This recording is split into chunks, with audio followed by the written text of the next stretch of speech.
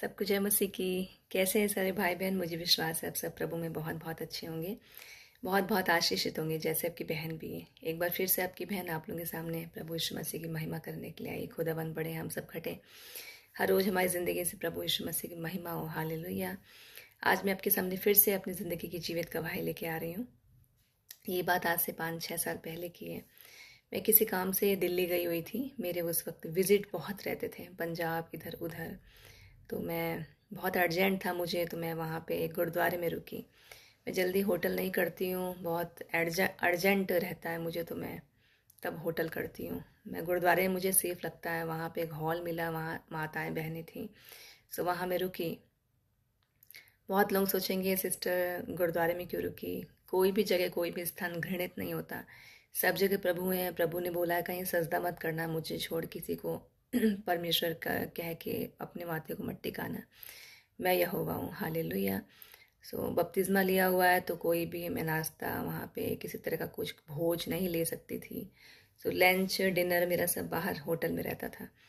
सो मेरे पास उस वक्त पैसों की प्रॉब्लम चल रही थी। परीक्षा बहुत ज़्यादा हो रही थी, अभी भी हो रही है।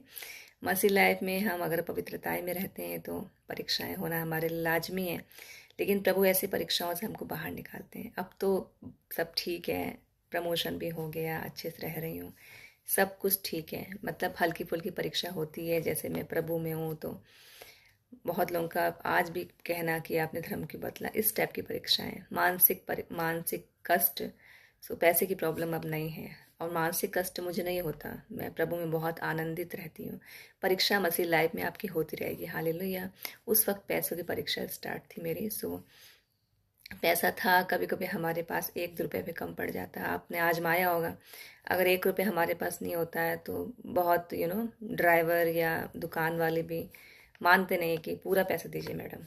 सो मेरे को नाश्ते का पैसा कम पड़ रहा था, मुझे कुछ खाना था, मुझे भूख लगी थी। हालेलुया। पैसा था मेरे पास, लेकिन हो जाते हैं अपने कुछ पर्सनल काम रहते हैं, इधर जाना उधर जाना। मेरे को बहुत विजिट रहता था, मेरे पर्सनल खर्चे भी होते थे। तो मैंने कहा यीशु पापा मेरे पास नाश्ते के पैसे कम पड़ रहे हैं। अगर मैं कहती हूँ मुझे कुछ प्रॉब्लम होती, मैं उनसे बात करती यीशु पापा से, मेरा कुछ हो जाता।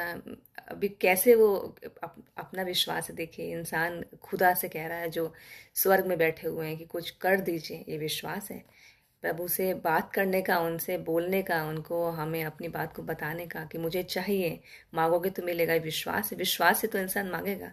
जिसको विश्वास नहीं होगा तो खटखटाएगा ही क्या।